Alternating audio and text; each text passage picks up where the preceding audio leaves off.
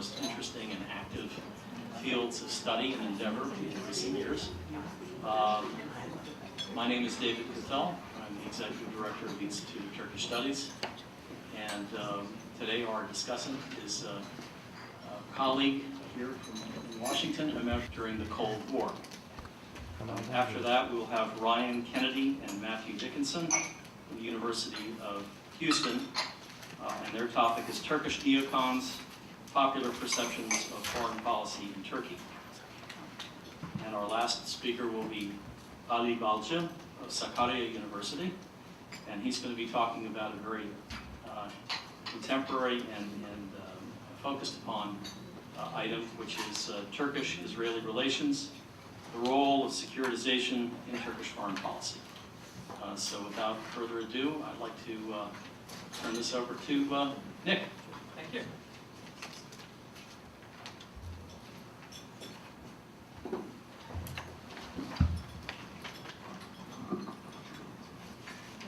Good afternoon, everybody.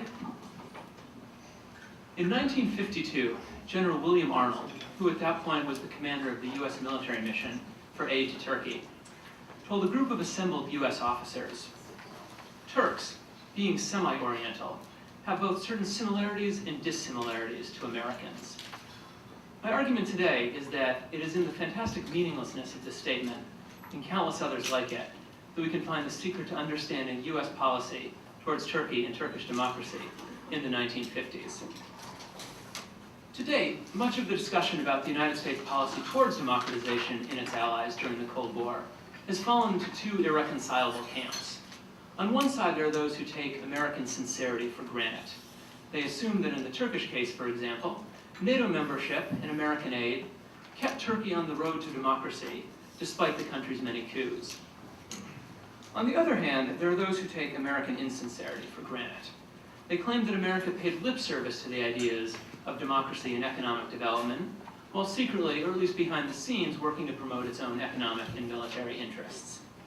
Specifically, recent works by authors such as Niels Gilman, Michael Latham, and Bradley Simpson have argued that the United States policymakers consistently depicted foreign countries as backwards or traditional, and therefore not ready for democracy, and in doing so justified United States intervention in their political military affairs, ultimately leading to United States support for coups and military dictatorships.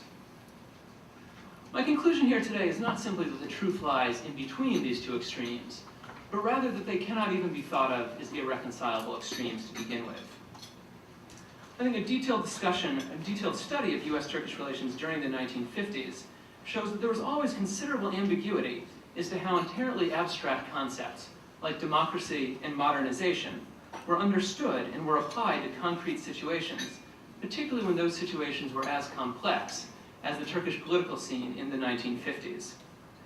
U.S. officials then were sincere when they spoke about the importance of democracy, but they also understood the term in accordance with their policy needs and used it to justify often irreconcilable political goals. It was, in other words, the malleability of American perceptions that helped bridge the divide between interests and ideals. Against this backdrop, then, the question is, what was the United States up to in Turkey during the 1950s? What role was it trying to play, and what role did it ultimately play? In fact, for most of the decade, Turkey was one of the rare places where Americans actually had a surprisingly easy time reconciling their ideals and their interests. As long as Adnan Menderes and the Democratic Party remained fiercely committed to a pro-NATO policy and towards economic free market reforms, the United States remained convinced that he was the product of a functioning, if not always perfect, Turkish democracy. Thus, America supported the Democratic Party and the political process that brought them to power. Even as doubts grew in the middle of the decade about Menderes' commitment to liberalism and to secularism, the United States officials found justifications by looking at Turkish culture and Turkish history to explain how supporting Menderes still fit with American ideals. Then, after the 1960 coup, when U.S. analysts realized that the new military regime was not going to pursue a more pro-Soviet policy and was in fact going to stick by the NATO commitments of the previous regime, American officials began to consider the possibility that perhaps the coup had been necessary to preserve Turkish democracy. They struck a tone of critical accommodation with the new regime, lobbying for elections and for clemency on behalf of Menderes, but only up to the point where it might bring them into confrontation with Turkey's new leaders. Following the 1960 coup, scholars and diplomats increasingly accepted the idea that the Democratic Party had been a reactionary one, bent on overturning Ataturk's reforms. Throughout the 1950s, however, the vast majority of American observers viewed Menderes and the Democratic Party as natural heirs to Ataturk's modernization project. Introducing President Jalal Bayar during an official visit to Texas, former Ambassador George McGee declared, "We have with us this evening as our honored guest the man who, as much as anyone else since the great Ataturk, has made possible this great progress in Turkey." American officials fully supported the Democratic Party's focus on rural development, which fit well with US programs which involved building roads and providing tractors in order to spur an agricultural economy. In US eyes, the Democratic Party, with American help, was meeting the economic needs of the newly politically conscious peasants. The peasants, in turn, were voting to return the Democratic Party to office and supporting its pro-American policy. In the middle of the 1950s, some Americans did come to worry that the Democratic Party's economic development program consisted of little more than wasteful, high-profile public works designed to pander to the Turkish voters. Yet, even at this time, they seldom doubted that Menderes himself was a modern man with a modern outlook. In order to explain the excesses of some of his development programs, US officials simply said that he was, in one of their words, all steamed up about modernization. American officials also counted on this modernizing zeal of Turkey's local leadership to make up for the continued backwardsness that they saw amongst the Turkish peasantry. Following a rural tour in 1952, one diplomat, E.F. Rivinus, wrote that the people are still in large part dependent on an energetic prodding from above. Fortunately for US officials, those local DP men who were providing the prodding remained, in Rivinus's words, generally alert, intelligent, vigorous, hardworking, modern men. Rivinus was particularly pleased to discover, when dining with several city notables in Bursa, that the atmosphere had much of the informality of a Midwestern businessman's lunch at home, a far cry from Oriental formality, he said. It was the State Department's faith in Turkey's leaders that also explained their lack of concern over the revival of public religious practice that occurred after 1950. As opposition criticism of the regime's exploitation of religion grew, State Department officials, under heavy pressure from the staunchly pro-Menderes ambassador, repeatedly dismissed these concerns as name-calling. Prominent displays of religious sentiment were isolated incidents, in line with worldwide trends, and hardly a threat to the secular foundation of the regime. In 1958, Menderes, having survived a plane crash that killed several of his companions, returned to Istanbul, where literally thousands of animals were sacrificed as his motorcade passed through the city. In the words of one official, so much sacrificial blood was thrown up on the windshield of the car that the driver had difficulty seeing the road. Yet in the conclusion of this department cable, they once again decided that this was nothing to worry about. In the face of evidence that could have easily been used to brand Menderes as a reactionary, the embassy continued to confidently assert the Democratic Party was leading Turkey in the right direction. The contrast with contemporary US concerns is also striking in relation to US views on Turkish foreign policy at the time in what is now called the former Ottoman space. In the early 1950s, US officials were desperately trying to convince Turkey to take a more active role in the Middle East. They wanted Turkey to set aside what they thought of as an outdated Kemalist tradition of isolation and neutrality, and instead take the lead in organizing the Arab world in an anti-communist alliance, which became the briefly successful Baghdad Pact. In private meetings, the US repeatedly urged Turkey to tone down any references to Ottomanism, not because they were worried about Turkey's Western orientation, but because they knew these references would worry Turkey's new allies in the Balkans and the Middle East. In a striking meeting between Ambassador McGee, Jalal Bayar, and Menderes in early 1953, McGee asks the Turkish government to do as much as it can to minimize the celebrations for the upcoming May 29th celebration of the 500th anniversary of the Turkish conquest of Istanbul. The fear, of course, is that these will upset the Greeks and undermine NATO unity. Bayar says that, of course, it will be necessary to do something, but they will try to keep this to as low a level as possible. At this point, incidentally, McGee also suggests that perhaps the Turkish government would consider, as a grand gesture of thanks to the Christian world, converting Hagia Sophia back into a church. And at this point, even the Greek Orthodox ambassador who was present at the meeting thought that this might be a little excessive. The CHP at this point caught on to what was going on, and after the Democratic Party organized a relatively low-key celebration of the 500th anniversary, the CHP immediately began protesting, attacking the Democratic Party for selling out Turkey, undermining Turkish nationalism in deference to foreign concerns, and then went on to promise that if they, the CHP, were re-elected, they would give Turkey an anniversary celebration worthy of Fatih himself.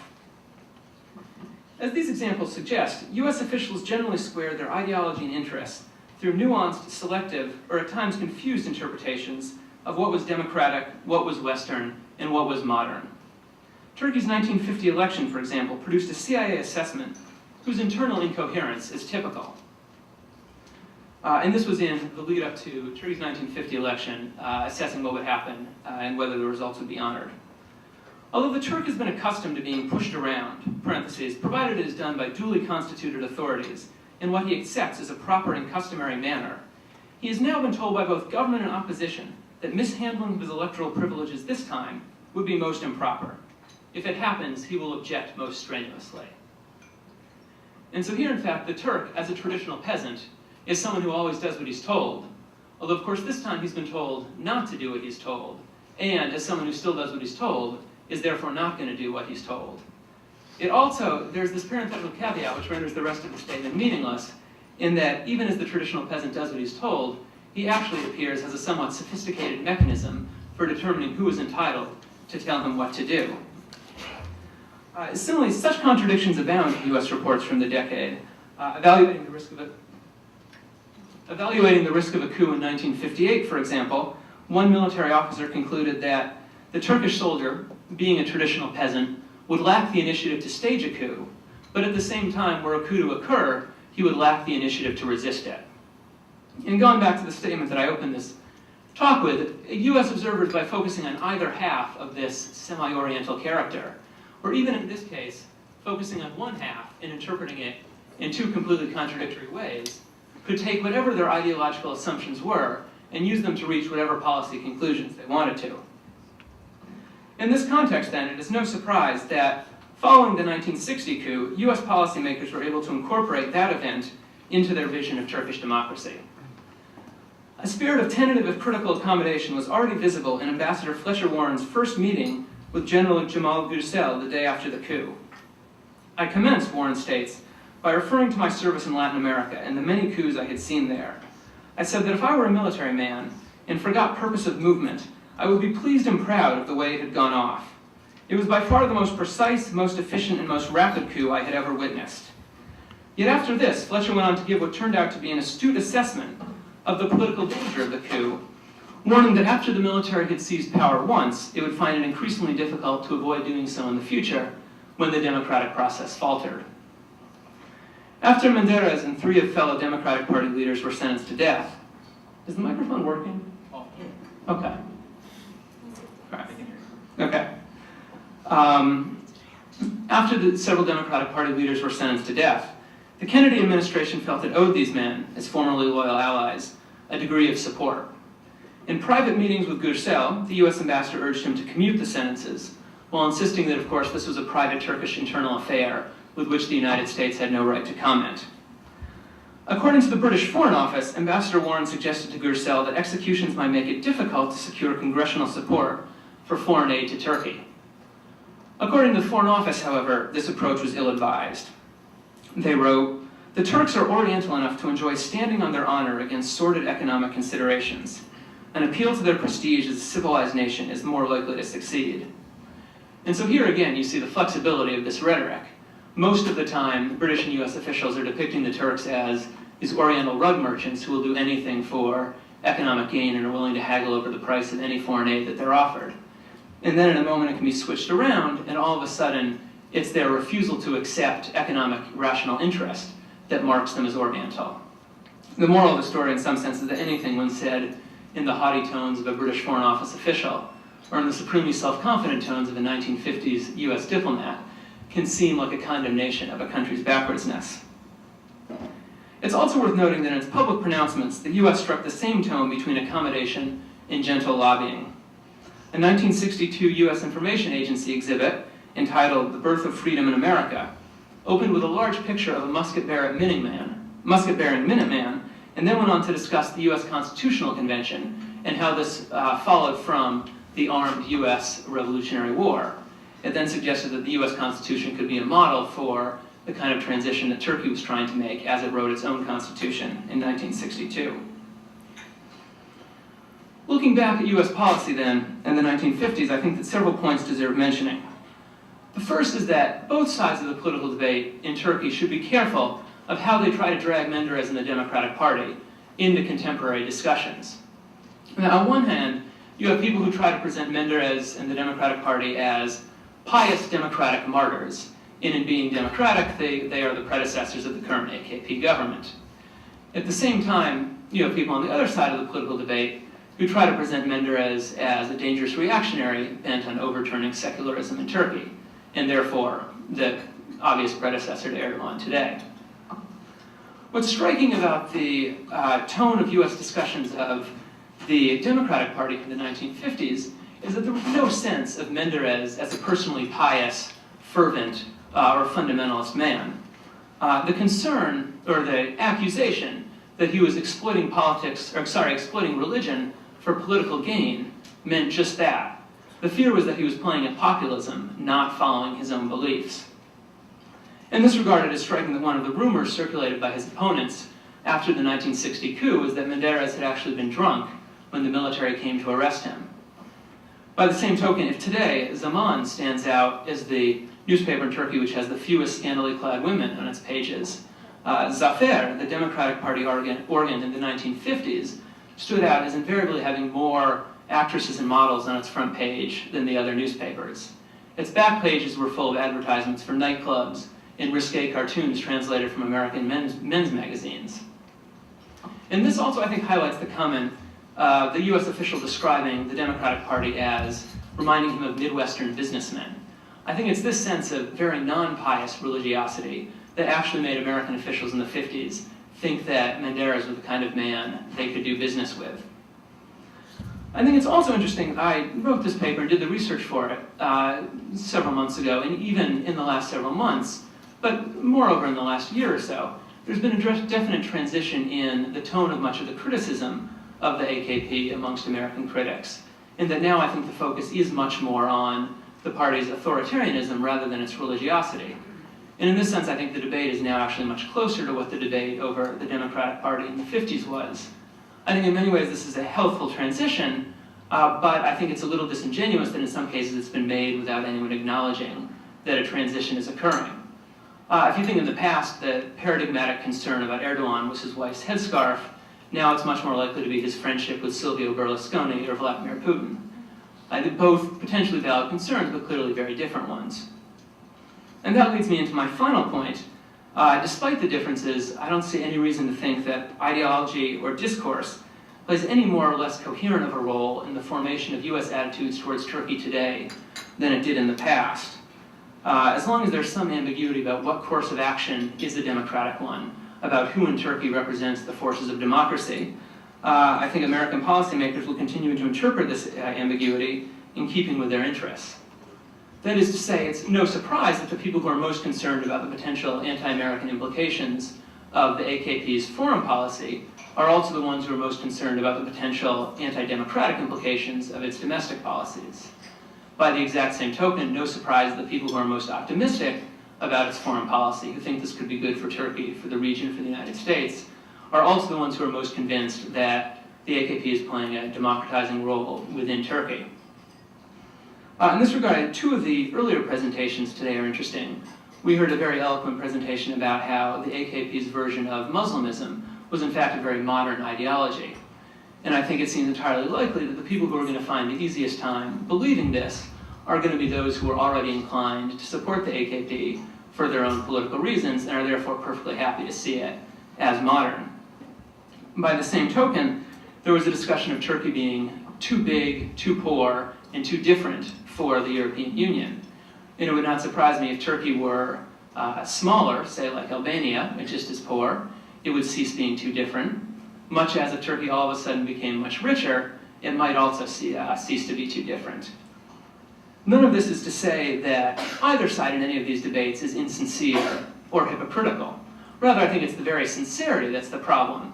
I think the lesson to be drawn from some of this history is that whenever anyone becomes convinced that their interests and their ideals are too closely matched, there's in fact reason for them to reevaluate both of them. Thank you. Very much. So now we have Ryan and Matthew, and I leave it to you, chaps, to figure out who goes first. Thank you. The Cold War is a great place to start with this kind of discussion. I think Nick's mapping to current events is pretty accurate. And so the discussion that Ryan and I will take up now is this idea that the West is somehow losing Turkey. It was mentioned in the last panel as this argument of dimensionality, which we find to be a pretty useful way of thinking about this. So as you can see, we're going to do this on the basis of public opinion research. And the recent events that give rise to this, of course you'll remember Turkey was one of Obama's first international visits when he took office, and so there's still that special relationship that he mentioned between the US and Turkey. But both politicians and policymakers, as well as scholars in the West, have become concerned because Turkey is reaching out to countries like Iran and China. Turkey was the first NATO country to host Ahmadinejad in 2008, and then of course there was that famous UN vote in 2009 when it sided with Brazil against toughening sanctions on Iran. And so that's given rise to the argument that the West has somehow lost Turkey. Here you see a quote from Michael Rubin of the American Enterprise Institute, who said that this idea of Turkey as a bridge between West and East isn't useful anymore because Turks are turning their back on the West. But then you have others who are pushing back against this notion. The Economist last October devoted an entire special issue to this question and called this idea that the West is somehow losing Turkey completely wrong. Well, we sort these two ideas into what we call axis theory and autonomy theory. So axis theory is this idea that Turkey's choices are either the East or the West, or that the AKP is somehow radicalizing Turkish opinion against the West, whether through its Islamism or its authoritarianism. And finally, that Turkey becoming closer with countries like Iran, Syria, and China necessarily implies a distancing itself from the US, from NATO, from the European Union. Autonomy theory, on the other hand, you can think of it as a vertical dimension from a bloc-oriented country whose foreign policy was sort of just lined up with larger international institutions like NATO during the Cold War period, is now evolving to a more self-determined, independent, or internally driven policy, and that Turkey's recent moves are based on its own national interest, which people in the axis theory seem to say that Turkey's denying its own national interests by pursuing these policies. The one thing these two sides do agree on, though, is that public opinion is playing a more important role in Turkey now than ever. We have our keynote speaker from this morning, Ross Wilson, saying that public opinion is playing a more important role than it did even a few years ago. And then the other side agrees with this as well. Soner Çaptay, who's sort of one of the banner bearers for what we call axis theory, says that Erdogan is basing his moves on what the Turkish street believes, and that public opinion over the last few years has shifted. And so we take this point of agreement as the point of departure for our argument, and we analyze public opinion. All right. Yeah, and essentially what we're doing here, there's an old saying that a philosopher is someone who looks into a dark room and claims that there's a black cat somewhere in there. A theologian is someone who claims that they've seen the black cat, and the social scientist jumps into the room and hopes to maybe get a few scratch marks as evidence that the black cat actually exists. And we're trying a similar strategy here.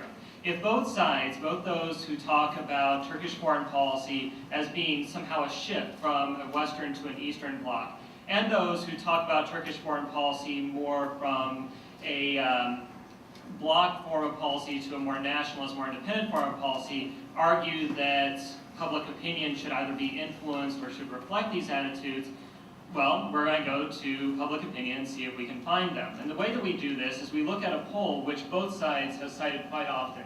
It's the Pew Global Attitudes Project survey. We mostly use the 2009 year. We look at the questions which are most often cited by axis theorists. So questions about how favorable of a view do you have towards the United States and the European Union? Whether you think the United States might someday pose a threat to Turkey. Whether you support or oppose Iranian nuclear ambitions. And I'm not going to go into a whole lot about how we analyze this. Essentially what we do is we utilize a set of tools which allow us to look at the effect of political party affiliation controlling for any number of other factors.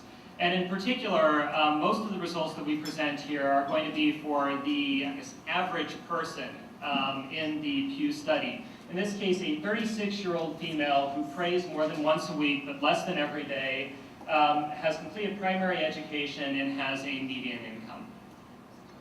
Before I go into those results, let's just look generally at this question of whether there has been a shift in access or a shift in favorability in Turkish public opinion. And if we look at the Pew Gap surveys since 2002, and we look at the main question that's most often cited by people, this question of how favorable of a view do you have towards country X? And we look at, they have questions for the US, Iran, European Union, Hezbollah, China, Russia, and Hamas. We do see the patterns which are suggested by axis theorists. The United States and the European Union both have lower favorability ratings than they did in 2002. However, this is not translated into higher opinions of Iran, Hamas, or Hezbollah. In fact, quite the opposite. Almost all of these groups have lost popular support, and at least in the latest survey, which is available, the 2009 survey, the European Union is the highest rated among all of the international actors, and the US has been one of the only countries within the last 7 years to actually gain support across polls. But this only addresses part of the issue. In fact, one of the main arguments that's made by axis theorist proponents is that the AK plays an especially important role in radicalizing Turkish public opinion. So, if this is the case again, what we would expect is to see AKP supporters having more radical public opinions than supporters of other parties. This